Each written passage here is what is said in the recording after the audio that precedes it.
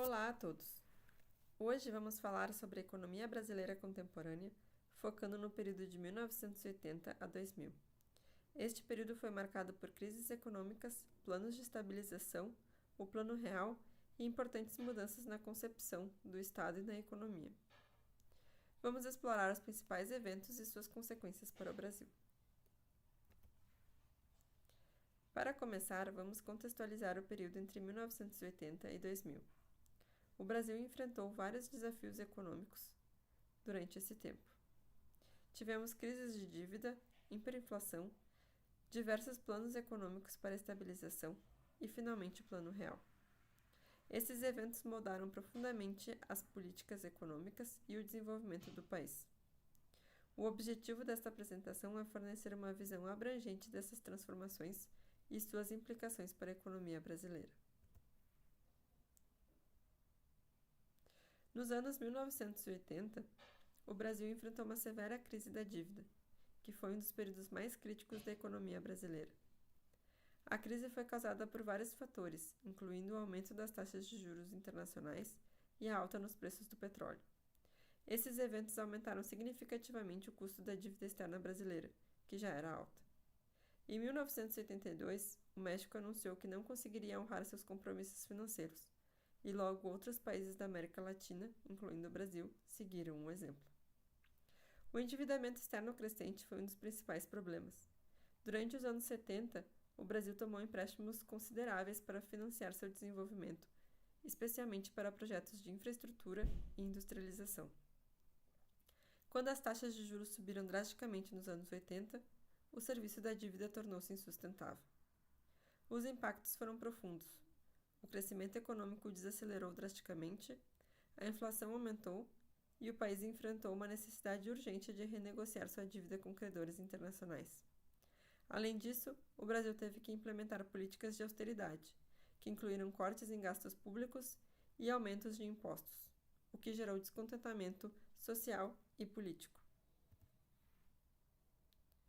Durante a década de 1980, o Brasil implementou vários planos econômicos para tentar controlar a hiperinflação.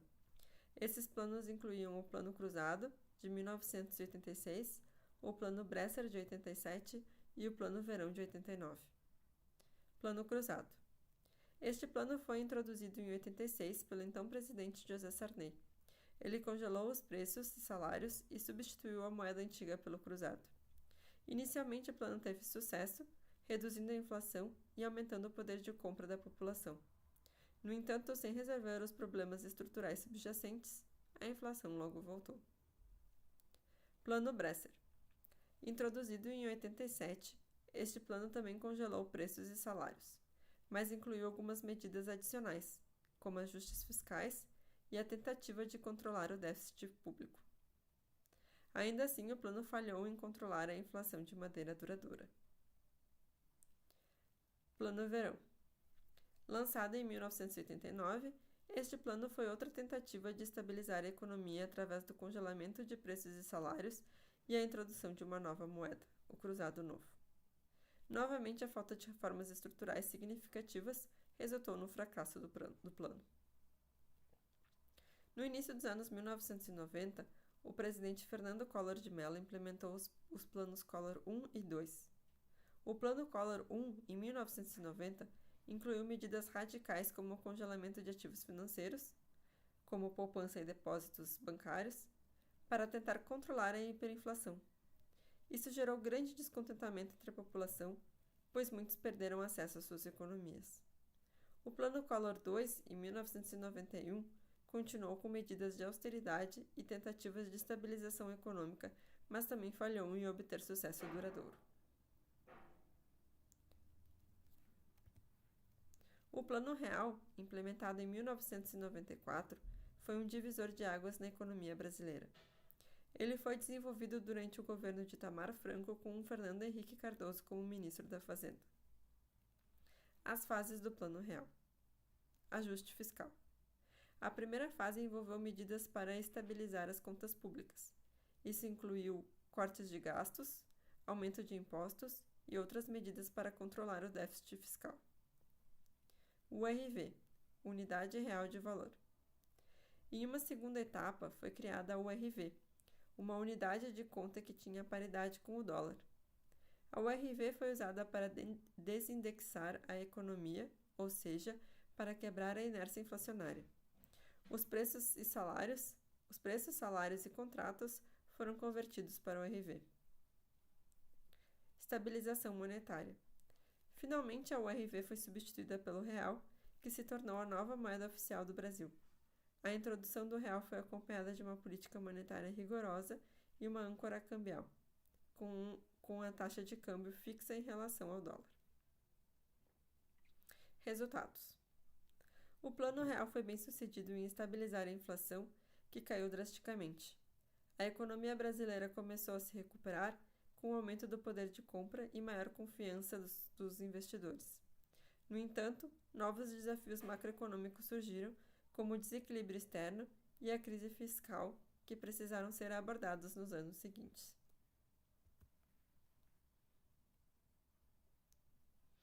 Durante os anos 1990, o Brasil passou por importantes mudanças na concepção do papel do Estado na economia.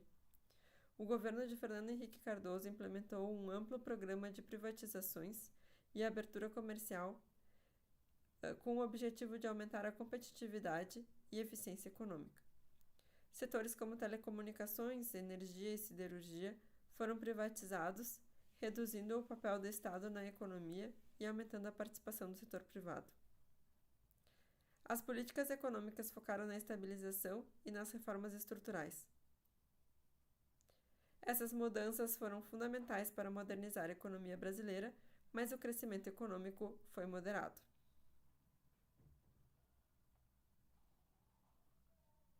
Isso se deveu, em parte, aos desafios econômicos globais que afetaram o Brasil.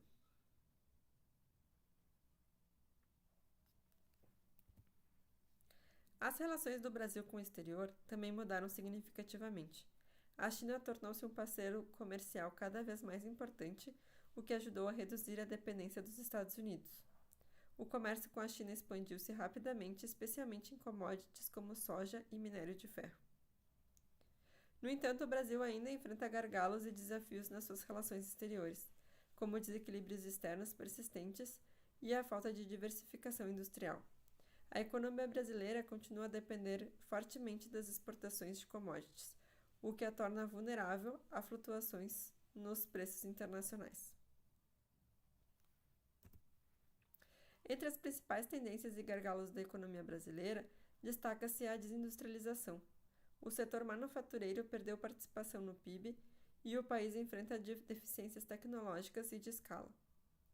Isso se deve, em parte, à abertura comercial, que expôs a indústria nacional à concorrência internacional sem o devido preparo. Além disso, problemas estruturais como a infraestrutura precária, a educação insuficiente e a burocracia excessiva são desafios persistentes. Esses gargalos limitam o potencial de crescimento de longo prazo do Brasil. Para o futuro, é crucial implementar reformas contínuas para superar esses gargalos e promover um crescimento econômico sustentável. Investimento em infraestrutura, melhorias na educação e a simplificação da burocracia são essenciais para aumentar a competitividade e a produtividade do país.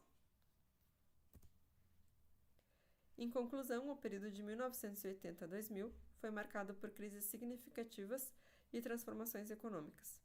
O Plano Real representou um marco de estabilização econômica, na estabilização econômica do Brasil, mas o país ainda enfrenta desafios estruturais importantes. A superação desses desafios é vital para garantir um crescimento sustentável e inclusivo para o futuro.